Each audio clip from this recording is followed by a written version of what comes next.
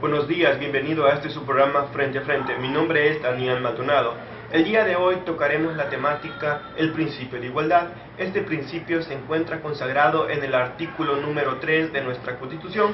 Para ello nos estará acompañando el juez tercero de instrucción, Emilio Araya, de la ciudad de San Miguel, y les harán una ronda de preguntas diferentes especialistas en la rama del derecho.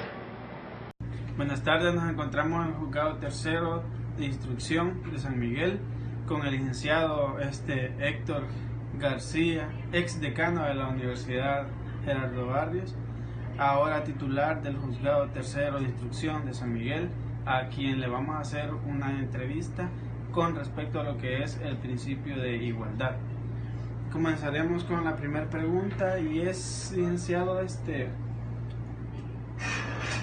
acerca de su punto de vista, ¿usted qué cree o qué le parece lo que acerca del principio de igualdad? ¿Un razonamiento acerca de ese? Buenas tardes a todos. Les agradezco la oportunidad de compartir algunas ideas con ustedes acerca de lo que son los derechos humanos y especialmente de lo que es el principio de igualdad dentro de los derechos humanos. Recordemos de que la igualdad, según nuestra Constitución, regula el principio de igualdad y nos manda de que todos somos iguales ante la ley. Pero si nosotros vemos en la práctica la aplicación de la ley, veremos que no es tan cierto el estatus dado por la Constitución cuando nos dice que todos somos iguales. Y digo esto ¿por qué? Porque si nosotros vemos en la actualidad, gente pobre es la que se condena, gente rica pues escapa de la ley. Bien dijo Monseñor Romero que la ley picaba, era como una serpiente que solo picaba los pies descalzos. Es decir, la justicia, como que cuando se habla de igualdad en la justicia no hay igualdad. Nos vamos casi siempre privilegiando a los que ostentan el poder económico, y en ese sentido hace que el principio de igualdad que pregona nuestra Constitución, que retoma los derechos humanos, no es aplicable por la ley. Pero recordemos que si analizamos nosotros la supremacía de las leyes en el universo, es decir, todo el mundo, tenemos que, de acuerdo a la pirámide kelseniana, vamos a encontrar que partimos de las bases, que es la Constitución, luego vienen las leyes secundarias, luego las leyes terciarias, y los derechos humanos. La tendencia es de que los estados, las comunidades internacionales han reconocido los derechos humanos como principio y origen de todas las cosas. Es decir, hay una supremacía de los derechos humanos con las leyes de nuestro país. Pero si bien es cierto, El Salvador es suscriptor de esos tratados de derechos humanos, nosotros seguimos manteniendo en nuestro sistema judicial como la base del sistema la Constitución, que la Constitución está por encima de los tratados internacionales de derechos humanos. ¿Por qué? Porque la Constitución lo que hace es diferenciar ley primaria y ley secundaria, y entre la ley secundaria establece de que son las leyes, los códigos y los tratados internacionales, y le da supremacía a los tratados internacionales en caso de conflicto entre la ley secundaria y el tratado. Prevalece el tratado, pero los tratados de derechos humanos deben de prevalecer, inclusive con la Constitución, y ya los tratados internacionales sobre derechos humanos nos mandan a reconocer el principio de igualdad, en donde todos somos iguales ante la ley. Continuando con la siguiente pregunta, licenciado, sería: ¿cómo considera usted que se emplea el principio de igualdad? El contexto en nuestro país en nuestro país.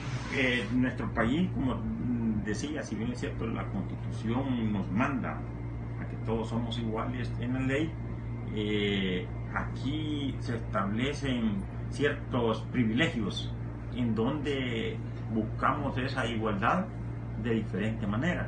Ustedes han visto en sus estudios como aquí, para el caso, por ejemplo, un diputado tiene un fuero. Ese fuero lo hace diferente a las personas comunes. Entonces, ¿cómo buscar esa igualdad entre un diputado y un particular o una persona normal?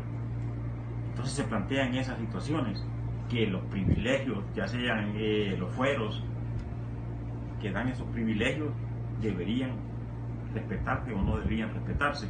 Entonces, si vamos a buscar la igualdad, por muy diputado que sea, por muy fuero que tenga, si comete un delito o se pone al margen de la ley, debe ser juzgado, al igual como se juzga a una persona normal.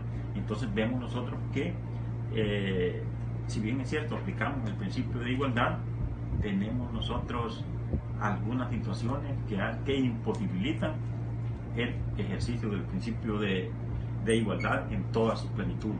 Hay gente que escapa al principio. Bueno, para proceder con la siguiente pregunta, ¿considera usted que se debe aplicar el axioma tratar igual a los iguales y desigual a los desiguales? Si bien es cierto, esa opción opera cuando hablamos en términos económicos. Para el caso, por ejemplo, cuando para el cobro de los tributos, por ejemplo, si nosotros vamos a cobrar un tributo, ¿cómo lo vamos a hacer? Tiene que pagar más el que tiene más, entonces tenemos que darle tratamientos diferenciados. Es decir, pongo un ejemplo, nosotros estamos aquí 6 personas reunidas.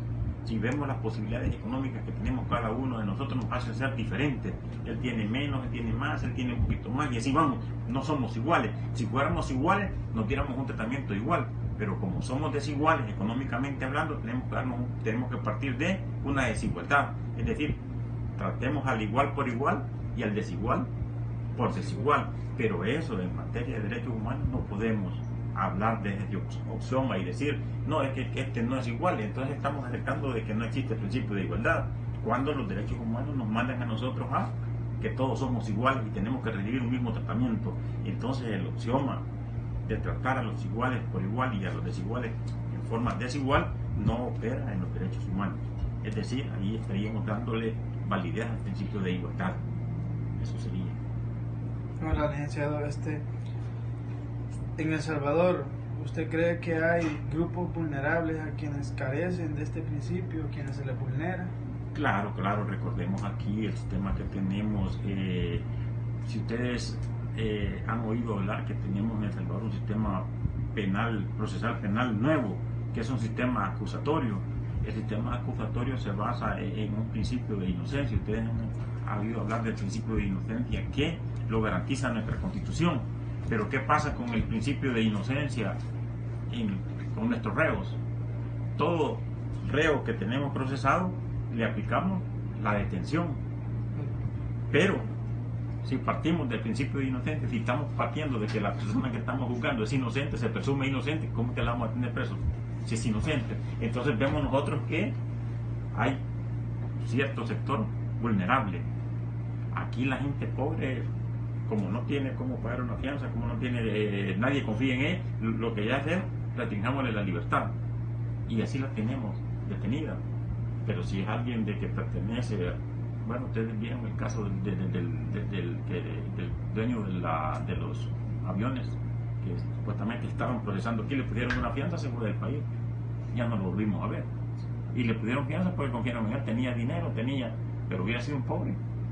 Ahí se muere dentro de la cárcel. Entonces, decir, hay ciertos sectores vulnerables que no se respetan los derechos humanos. Si ustedes vieron las noticias de los reos, los mismos reos que están en los centros penales o en las cárceles, están en condiciones deplorables. El hacinamiento que hay en la policía, en las rejas ahí o en los centros penales es bien difícil. Bueno, hace poco, no sé si con ustedes, se murieron 8 internos en la policía de meningitis. Tenían por qué morir de esas personas solo porque les atañía la comisión de un delito y que se presumían inocentes, porque la Constitución reconoce el principio de inocencia, que nos dice que nadie puede ser condenado sin antes hacer oído y vencido en un juicio con arreglo a las leyes, y estas personas todavía no habían sido ni oídas ni vencidas en un juicio.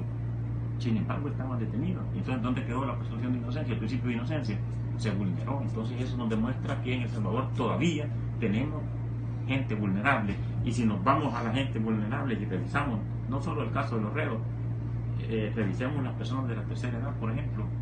Ahí hay gente que duerme en las calles, come en las calles, de lo que medio consigue, hay gente que no consigue. Si van a revisar ¿cómo se llaman? Los asilos, hay gente, toda gente vulnerable.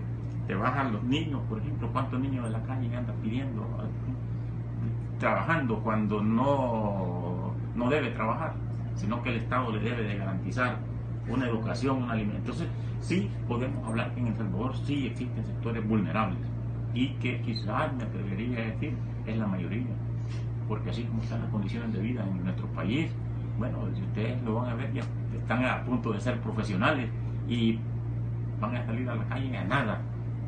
Yo tengo aquí, la ordenanza que yo tenía era licenciado. Necesito estudiar tanto para hacer ordenanza. Y entonces digo, la situación en el país es crítica. Hay sectores vulnerables. ¿Se puede componer eso? Claro que se puede componer. Lo que pasa es que necesitamos gente con mejores principios y valores. Pero mientras no tomemos conciencia que las elecciones, cuando vamos a elegir a los candidatos, no elegimos bien. Ustedes ven, hace poco yo redacté un editorial para un periódico digital y hablaba sobre elecciones para qué debía titulado, y decía yo que estas elecciones que vamos a tener en nuestro país nos van a costar 50 millones de dólares. ¿De dónde se va a sacar esos 50 millones de dólares? Se va a sacar de un préstamo que le van a hacer. Por ese préstamo hay que pagar intereses, lo que nos asciende casi como a 75 millones solo para las elecciones. ¿Y a quiénes vamos a elegir? A los mismos que venimos eligiendo desde hace 20 años. Si ustedes revisan los cuadros que nos presentan de diputados y alcaldes, los mismos que, y entonces son los mismos que no han cambiado en las cuestiones. Entonces yo digo, ¿para qué gastar? Y con la agravante que estos 75 millones van a salir del bolsillo de los pobres, no de los ricos, porque fíjense, para el caso de Simán, Calleja, de todas las cuestiones que tienen visto, eso es lo que van a hacer. Ellos van a poner parte de estos 75 millones, pero ¿qué van a hacer? Al día siguiente le van a subir a su mercadería 5 o 10 centavos que le suban a cada cuestión. El pobre es el que lo va, al final es el pobre que lo va a pagar. Entonces, ¿para qué hacer elecciones? Mejor declaremos los vitalicios, ahorrémonos estos 75 millones y invertámonos en algo productivo. Entonces yo creo que aquí la solución del país, si bien es cierto, la base está en el respeto a los derechos humanos como base para una nueva sociedad más justa, tenemos que pensar en que la gente que va a gobernar, la gente que va a dirigir, tiene que ser gente con conciencia social, y esa es la lucha que deben de tener los estudiantes universitarios, de tomar conciencia, ya olvidarse de que ustedes van a salir a ser capitalistas, potenciales capitalistas. No, ustedes tienen que salir con la mentalidad de que el instrumento que van a recibir o el título que van a recibir sea un instrumento al servicio de el pueblo que necesita. Y entonces ese sería el mensaje. De esta forma, así es como finalizamos con la entrevista. Muchísimas gracias, licenciado. Le agradecemos por su tiempo. Nosotros sabemos que usted pasa un poco ocupado y le agradecemos muchísimo. Bueno, ok. Gracias a ustedes. Buenas tardes y les agradezco.